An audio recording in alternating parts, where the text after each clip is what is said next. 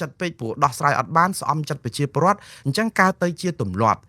ប់ធំជាងច្បាប់បើត្រាប់កុំត្រាប់ខ្លៅត្រាប់ប្រាជ្ញលោកបដៅស្ដីកូនចៅស្ដីឲ្យស្មោះអានេះហើយដែលធ្វើឲ្យអាទម្លាប់នឹងវាធំជាងច្បាប់មួយទៅវាទៅជានាំគ្នាគិតថាបើសរសើរមេបានឡើងឋានៈបើសរសើរមេបានល្អដែរយ៉ាងហោចណាស់ឲ្យមេសบายចិត្តដែរព្រោះរឿងវាច្រើនពេកបើយើងនិយាយបញ្ហាហ្នឹងគឺដោះស្រាយអត់បានហើយវាអត់មានយន្តការដោះស្រាយបញ្ហាហ្នឹងបានទេវាច្រើន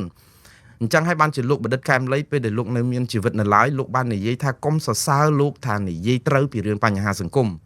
មកពីបញ្ហាសង្គមវាច្រើនអាណែកមិនដោះស្រាយបាននិយាយកន្លែងណាក៏ត្រូវដែរដល់អញ្ចឹងទៅបានបងប្អូនចេះតែថាលោកកែមលីប៉ាកែមែននិយាយស្អីក៏ត្រូវនៅរឿងខ្មែរតាមពិតដោយសារលោកហ៊ាននិយាយមន្ត្រីនៅស្រុកខ្មែរបើហ៊ាននិយាយគឺអ្នកណាក៏ប៉ាកែដែរប៉ុន្តែនិយាយទៅគេចាប់ដាក់គុកនិយាយទៅគេសម្លាប់និយាយទៅគេធ្វើទុកបុកម្នេញដូច្នេះអត់ហ៊ាននិយាយអញ្ចឹងអ្នកដែលនិយាយផ្សេងទៀតដែលហ៊ានគឺអ្នកដែលលើកជើងសរសើរបញ្ចាច់បញ្ចើដល់ពេលអញ្ចឹងទៅអត់មានឃើញបញ្ហាទេអញ្ចឹងអ្នកដែលនិយាយឃើញបញ្ហាប្រជាពលរដ្ឋចាប់ផ្ដើមរំភើបភ្លាមថាអូយក៏ប៉ាកែម៉េះមើលគាត់ហើយអត់ប៉ាកែទេអ្នកដែលនិយាយបញ្ហាហ្នឹងដូចតែគេដូចតែឯងចឹងទៅសួរតាស៊ីក្លូម៉ូតូឌុបអ្នករត់ផាសស្អាប់ជាងកាត់សក់អ្នកបោសសម្រាមតាមថ្នល់នឹងសួរអ្នកលក់លីហាលដែលជីវភាពគាត់ខ្វះខាតបេះកផ្លោកបេះស្លឹកអំពិលអីហ្នឹងទៅសួរពួកគាត់មើលបានដឹងថាតើការពិតវានៅកន្លែងណាអាហ្នឹងបណ្ឌថាតើពេលយើងអត់ដឹងអាការពិតទាំងអស់ហ្នឹងយើងមានតែអ្នកស៊ីជូអ្នកបញ្ចើអ្នកអីអស់ចាអញ្ចឹងទៅវាធ្វើឲ្យអាបញ្ហាហ្នឹងមើលអត់ឃើញចឹងអ្នកណាដែលហ៊ាននិយាយគឺយើងសរសើរគេយើងដូចកម្របងប្អូនឥឡូវអ្វីដែលជាគំនិតរបស់យើងទាំងអស់គ្នាហ្នឹងវាคล้ายទៅជាត្បូងបបៃលិនណាគំនិតរបស់យើងដែលនិយាយរឿងត្រូវហ្នឹងវាជាត្បូងបបៃលិនណាអញ្ចឹងខ្ញុំបើកវងកញ្ចក់បន្តិចមានសិស្សម្នាក់នៅក្នុងថ្នាក់រៀនហ្នឹងក៏អត់សូវដែលហ៊ាននិយាយអីសួរអីគាត់ខ្មាស់អៀនផងខ្លាចគ្រូផងតែយូរគាត់សួរសំណួរម្ដងពេលដែលសួរសំណួរម្ដងឬក៏បញ្ចេញមតិម្ដងអ្នកគ្រូតែងតែនិយាយថាក្មួយឯងកូនឯងអូយគំនិតនេះគឺថាដូចពេជ្រចរណៃអញ្ចឹងគឺវាដូចថាវាដល់ពេលកូនសិស្សក៏សួរដូចពេជ្រចរណៃអ្នកគ្រូចង់សម្ដៅថាវាមានតម្លៃខ្លាំងកាត់ថ្លៃមិនបានមែនអ្នកគ្រូថាមិនមែនទេដូចពេជ្រចរណៃនៅបបៃលិនហ្នឹងគឺបានន័យថាវាអស់ហើយគេកាយខ្ទេចខ្ទីអស់ហើយវាអត់មានអាគំនិតបែបហ្នឹងឡើងមានទៀតវាកម្រឃើញមានដូច្នេះវាមិនមែនមានតម្លៃទេគឺវាខ្សត់ឥឡូវដូចគ្នាអញ្ចឹងសម័យនេះគឺគំនិតដែលហ៊ាននិយាយការពិតជាជាងនិយាយការពារនិយាយដោះស្រាយជាជាងនិយាយដោះសារគឺវាកម្រដូចត្បូងបបៃលិនអញ្ចឹងវាមិនមែនមានតម្លៃថ្លៃថ្លាដូចពេជ្រមិនពន្ធរាយនឹងទេគឺវាអត់តែម្ដងអស់រលែងបានព្រោះកាយខ្ទេចខ្ទីអស់ហើយបំផ្លាញជីករ៉ៃត្បូងហ្នឹងគឺកាយយករហូតតតែលែងមានត្បូងកម្រហ្នឹងទៅទៀតណាដល់អញ្ចឹងទៅវាមិនមែនតម្លៃទេគឺវាអត់ដល់ពេលអ្នកណាដែលហ៊ាននិយាយគឺប្រជាពលរដ្ឋចាប់ផ្ដើមធូរចិត្តខ្សាក់ស្ដាប់ទៅឮអូមានអ្នកនិយាយចាប់ផ្ដើមប្រឹងទៅស្ដាប់គាត់ដល់តែពេលស្ដាប់គាត់វាត្រូវបានក្រុមខាងឃោសនិករបស់រដ្ឋាភិបាលឬក៏ក្រុមរបស់គណៈបកប្រជាជនការអំណាចដែលធ្លាប់តែពេញចិត្តនឹងអាជ័យធ្លាក់ទឹកហើយអើតែស្កជជោសរសើរបច្ចេកបច្ចាលើកជើងត្រហ្នឹងគាត់ចាប់ផ្ដើមមកខំខ្ញាំជេរគ្នានេះទៅវិញអ្នកដែលហ៊ាននិយាយការពិតហ្នឹងដើម្បីបន្សាបឥទ្ធិពលកុំឲ្យហ៊ាននិយាយការពិតព្រោះគេធ្លាប់និយាយតែអាចបញ្ជូនឹងមកអាយុមកពិតអីតែឯងហើយចាប់ផ្ដើមបដូរផ្នត់គំនិតរបស់ខ្លួននឹងឲ្យចេះតែធ្វើផ្ដេសផ្ដាស់ទៅហៅគេនឹងនិយាយសុទ្ធតែក្បត់ជាតិសុទ្ធតែអីហ្នឹងចឹងឥឡូវវិលចូលមកដល់មួងណារ៉េតតាមពិតព័ត៌មានហ្នឹងខ្ញុំចង់និយាយពីរឿងក្របសភៅហ្នឹងទៅមុនណាប៉ុន្តែដោយសារតែខ្ញុំលងចូលនៅក្នុងចំណុចនេះទៅហើយខ្ញុំក៏និយាយតាក់ទងនឹងព័ត៌មានចុងក្រោយទៅហើយដែលគេនិយាយអំពីឃោសនិកបាតផ្សារថាការព្រួតគ្នាជេរមួងណារ៉េតពិតជាបានផលណា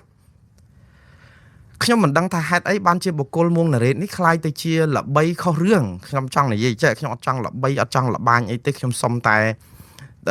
ល្មមបានហើយព្រោះខ្ញុំអត់ទៅប្រកួតប្រជែងយកលៀបសការៈលោកប៊ុនស័កឬក៏ទៅដើម្បីបាន K បាន like បាន share ឬក៏បានស្អីទេអ្វីដែលបងប្អូនគាំទ្រខ្ញុំ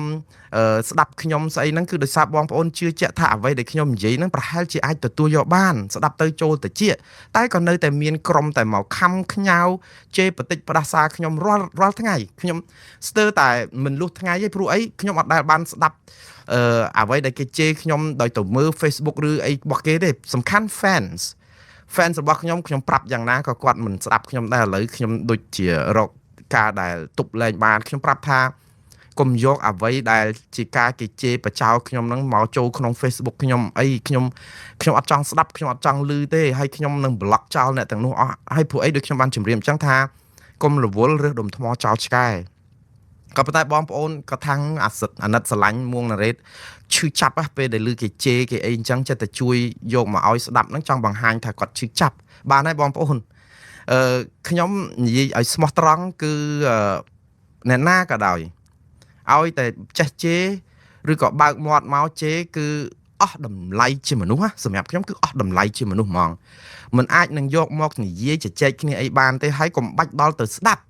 គឺយើងត្រូវបិទចោលបិទអីចឹងទៅហើយ delete ចោលហើយ report ទៀតបងប្អូនជួយលើកទឹកចិត្តគ្នា report ទៅ Facebook ផងកុំឲ្យមនុស្សបែបនេះបានចិត្តណាបងប្អូននៅពេលដែលគេធ្វើបានស្រាច់ចិត្តហើយយើងចេះតែគ្រប់គ្រងគេបានចិត្តចឹងអំពើបាតផ្សារពាលាអាវ៉ាសែហ្នឹងវាកាន់តែកើនឡើងហើយមនុស្សហ្នឹងជូខ្ញុំអត់ចង់ឲ្យជូចឹងទេជេរមួងណារ៉េតគេថាបានផលគេប្រើភាសាថាហើយយកអាវីដេអូកាត់តរបស់ខ្ញុំអត់មានដែរនិយាយអីថាខ្ញុំធ្វើត្រូវទាំងអស់ទេខ្ញុំនិយាយថាការដែលជេរការតែអីហ្នឹងគឺឈឺចាប់ខ្ញុំឈឺចាប់ហ៎បងប្អូនខ្ញុំនិយាយមែនតើម្ដងទៀតឈឺចាប់នេះមិនមែនបានន័យថាប្រាប់បងប្អូនថាជេរខ្ញុំទៀតមកត្រូវហើយមួងណារ៉េតឈឺហើយលឺហើយបងប្អូនដូចយើងមៀផ្ចាញ់ព្រះអញ្ចឹងណាព្រះព្រះអង្គដឹងតើថាមៀផ្ចាញ់ព្រះក៏ប៉ុន្តែវាអត់អស់អាមៀផ្ចាញ់ហ្នឹងទេតែព្រះអង្គប្រពុតលោកធ្វើយ៉ាងម៉េចគឺពៀរងាប់ដោយការមិនចង់ពៀអ្វីដែលឈ្នះនៅការផ្ចាញ់ផ្ចាលរបស់មៀគឺការមិនផ្ចាញ់ផ្ចាលទៅមៀវិញការមិនរករឿងមៀព្រោះដោយសារគិតថាមៀកំពុងតែលង់នៅក្នុងអាគេហៅថាអកតិប្រមាណយ៉ាងរបស់មៀនោះហើយប្រព្រឹត្តអំពើអបាយមុខឬក៏ប្រព្រឹត្តអំពើខុសឆ្គងគឺជាកម្មរបស់មៀដូច្នេះយើងមិនត្រូវណាចំពាក់កម្មរបស់មៀនេះទេព្រោះមនុស្សកំពុងតែធ្លាក់ជ្រោះនរកអវជ័យមើលមិនឃើញពន្លឺនៃសេចក្តីត្រឹមត្រូវសេចក្តីពិតសេចក្តីត្រង់ត្រង់សេចក្តីសិលធម៌សុជីវធម៌អីអញ្ចឹងទៅដូច្នេះយើងទៅចងពៀជាមួយអ្នកទាំងនោះយើងវាមានបាបទៅទៀតដូច្នេះយើងអហោសកម្មនៅក្នុងន័យថាយើងត្រូវរកវិធីមួយគឺកុំប្រឹសដុំថ្មចោលឆ្កែហើយយើងត្រូវអប់រំណែនាំព្រិនប្រដៅអ្នកទាំងនោះទៅវិញនៃនេះខ្ញុំចង់និយាយប្រាប់បងប្អូនទាំងអស់ជាពិសេសយុវជនក្មេងៗដែលជ្រុះបល័យពីមិនទាន់ជ្រុះបល័យពីក្បាលអាយុអ្នកខ្លះអត់ទាន់ស្មើដល់កូនខ្ញុំផងបងប្អូនកូនខ្ញុំពពុះកូនខ្ញុំកូនបងអាយុ24ឆ្នាំទៅហ្នឹងខ្ញុំឃើញយុវជនក្មេងៗអាយុ21 22ឆ្នាំឡើងមកជេរមរាយកាយឪពុកខ្ញុំនិយាយទៅគឺ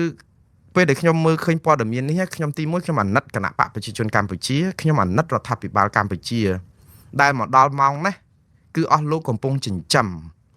កំពុងតែលើកទឹកចិត្តមនុស្សទាំងអស់នេះដើម្បីឲ្យចូលព្រោះបើសិនជាអស់លោកមិនលើកទឹកចិត្តទេអស់លោកច្បាស់ជាហៅទៅអប់រំឬក៏យ៉ាងហោចណាស់ក៏ទាត់ចោលឬក៏មានសេចក្តីថ្លែងសារណាមួយបដៅណែនាំដាស់តឿនអញ្ចឹងណាប៉ុន្តែអត់ទេគឺបដៅទៅតាមធម្មតាដោយគិតថាចំណេញព្រោះគិតថាអញ្ចេះទាំងអស់ទាំងអ្នកជេរទាំងអីហ្នឹងគេគិតថាជេរមួងណារ៉េតហ្នឹងមួងណារ៉េតឈឺចាប់បានផលហើយមួងណារ៉េតច្បាស់ជាឈប់និយាយឈប់ផ្សាយឈប់អីហ្នឹងទៅព្រោះអីឈឺចាប់និយាយឲ្យស្មោះត្រង់ណាបងប្អូនខ្ញុំឈឺចាប់មិនមែនឈឺចាប់ដោយសារគេជេរទេខ្ញុំឈឺចាប់ដោយសារអំពើអសិលធម៌ដោយសារសិលធម៌ខ្មែរវាថោកទាបពេកដែលខ្មែរយើងមានសិលធម៌ល្អផូរផង់តែក្រុមអស់លោកបាតផ្សារប្រមាណអ្នកហ្នឹងមកហែកបំផ្លាញវាឲ្យវាលលាយខ្សលបែបនេះខ្ញុំឈឺចាប់អញ្ចេះទេប៉ុន្តែបើឲ្យឈឺចាប់ថាអូលឺហើយដឹងហើយតែគេជេរគាត់ស្ដាប់រាល់ថ្ងៃគឺសគាតិចឈប់ធ្វើជេរមួងណារ៉េតឲ្យកាន់តែច្រើនចាំមើលបន្តិចទៀតមួយថ្ងៃធ្វើ show 3 ដងហើយតានីសាកមើលជាមួយមួងណារ៉េតហើយធ្វើ show ហ្នឹងអត់មានតែរករឿងអស់លោកដែលជេរ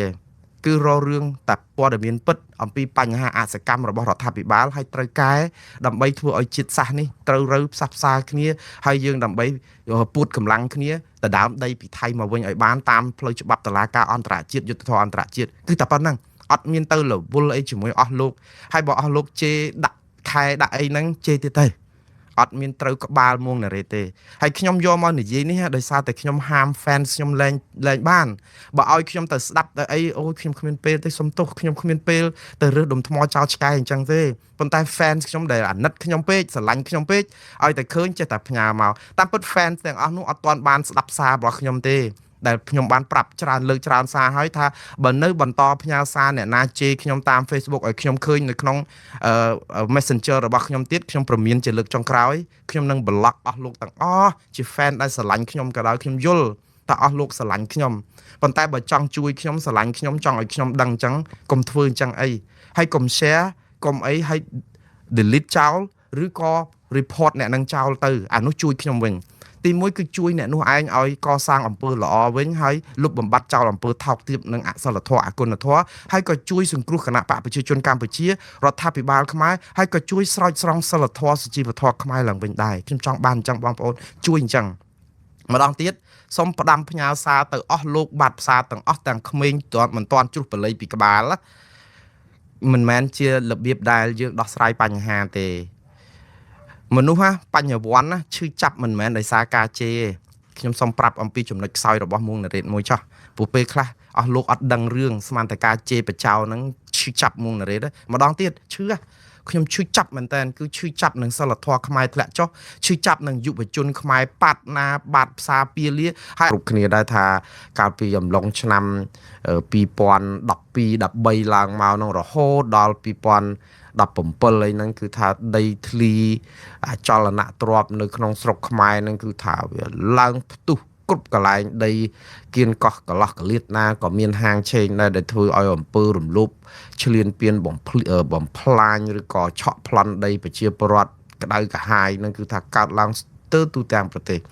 អ្នកលក់ក៏លក់បានអ្នកចាញ់បោកគេនឹងក៏កាច់ចាញ់បោកយ៉ាងសន្ធឹកសន្ធាប់អីចឹងទៅក៏ប៉ុន្តែនៅពេលដែលរឿងនេះកើតឡើងស្រាប់តែពេលថ្មីនេះនៅពេលដែលសហគមន៍អន្តរជាតិថ្កោលទោសដកឬថាបង្កក់ប្រាក់ឬក៏រឹបអូសទ្រព្យសម្បត្តិរបស់លោកអ្នកអង្គការ Gen Z នេះយ៉ាងសម្បើមនៅលើពិភពលោកចាប់ផ្ដើមពីសហរដ្ឋអាមេរិកទៅមុនគេគឺរដ្ឋាភិបាលជាតិអាមេរិកគឺបង្កក់ទ្រព្យដែលជារូបិយវត្ថុ Bitcoin របស់លោក Gen Z នេះដែលមានទឹកប្រាក់ជាង $15,000 លានច្រើនណាស់បងប្អូន $15,000 លានជាងគឺលុយយ៉ាងសន្ធឹកសន្ធាប់ឥឡូវនេះ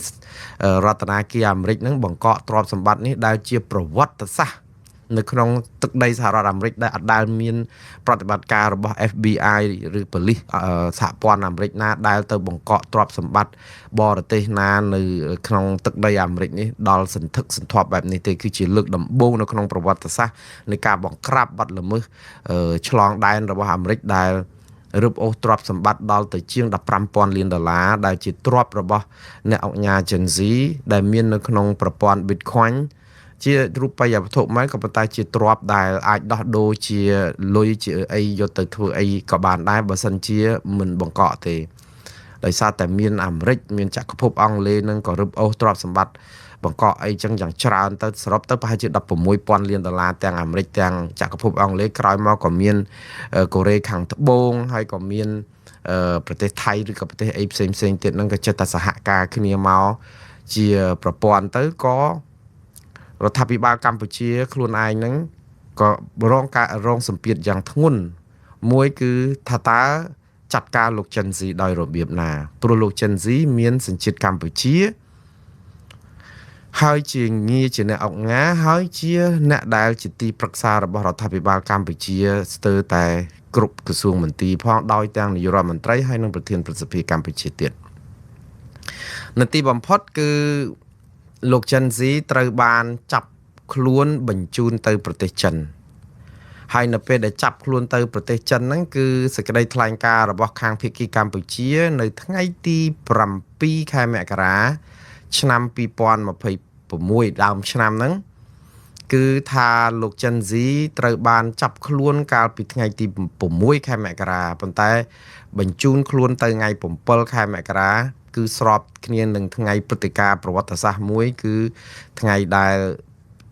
7 មករានឹងបងប្អូនដឹងហើយ79ហ្នឹងណាហើយក៏ប៉ុន្តែនៅក្នុងសេចក្តីថ្លែងការណ៍របស់ក្រសួងការក្រសួងការបរទេសនៅពេលនោះប្រាប់ថាលោក Gen Z ត្រូវបានដកសញ្ជាតិដោយព្រះមហាក្សត្រមានឡាយប្រហោះលេខាដកសញ្ជាតិចេញពីលោក Gen Z ដោយនិយាយទៅគឺកាលពីសេចក្តីជូនដំណឹងពីមុនហ្នឹងអត់មាននិយាយថាដកសញ្ជាតិដោយសារហេតុផលអីទេដកសញ្ជាតិខ្មែរចេញពីលោក Gen Z ក៏បញ្ជូនលោក Gen Z ទៅឲ្យចិនចាត់ចែងចាត់ការទៅដូច្នេះមិនរកឃើញថាតើលោក Gen Z នឹងមានប្រព្រឹត្តបទល្មើសអី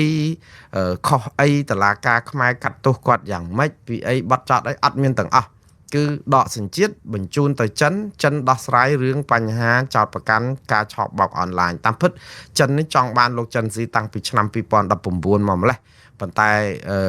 ឮថាมันមានការព្រមព្រៀងពីកម្ពុជាក្នុងការចាប់បញ្ជូនខ្លួនលោកចិនស៊ីពីពេលនោះទេព្រោះអីកាលពេលចិនស្នើកម្ពុជាពី2019អត់មានការស៊ើបអង្កេតណាមួយសោះអំពីបញ្ហាលោកចិនស៊ីនិយាយទៅគឺទុករឿងហ្នឹងឲ្យទុំជោរហូតតតែសម្ពាធនឹងខ្លាំងមែនតើពេលដែលមានចំនួនជាមួយថៃហើយនៅពេលដែលអាមេរិកចាប់ផ្ដើមដាក់ទណ្ឌកម្មលោកចិនស៊ីហ្នឹងវាស្របពេលដែលយើងអត់មានអីពឹងសហគមន៍អន្តរជាតិដែលគេបោះដៃប្រលេះដៃចោលយើងអស់យើងក៏ងាកសម្លឹងមើលសហរដ្ឋអាមេរិកដែលអាចនឹងជួយរកសន្តិភាពឲ្យកម្ពុជាបានក៏ងាកទៅសហការជាមួយអាមេរិកប្រហែលជារងសម្ពាធហ្នឹងទៅចាត់ការលោកចិនស៊ីប៉ុន្តែចាត់ការទាំងគួរឲ្យសង្ស័យមួយទៀតដែលសាធារណជនទូទៅថាបើអាមេរិកជាអ្នកចាប់លោកថ្កោលទោសលោកចិនស៊ីចោតប្រកាន់មានដីកាចោតប្រកាន់ពីបទល្មើសយ៉ាងច្រើននៅលើដីអាមេរិកគឺនៅរដ្ឋញូវយ៉កទីក្រុងញូវយ៉កប៉ុន្តែជាទីបំផុតនៅពេលដែលកម្ពុជាសហការជាមួយអាមេរិកដកសញ្ជាតិលោកចិនស៊ីបញ្ជូនលោកចិនស៊ីទៅប្រទេសចិនដើម្បីបោះបាល់ឲ្យចិនទៅវិញដែលកម្ពុជាមានដែនសមត្ថកិច្ចនិងអធិបតេយ្យកាត់ក្តីរឿងលោកចិនស៊ីក៏តាមមិនធ្វើមានសំណួរជាច្រើនចាក់ស្រេះចោតសួរទៅរដ្ឋាភិបាលកម្ពុជាថាតើ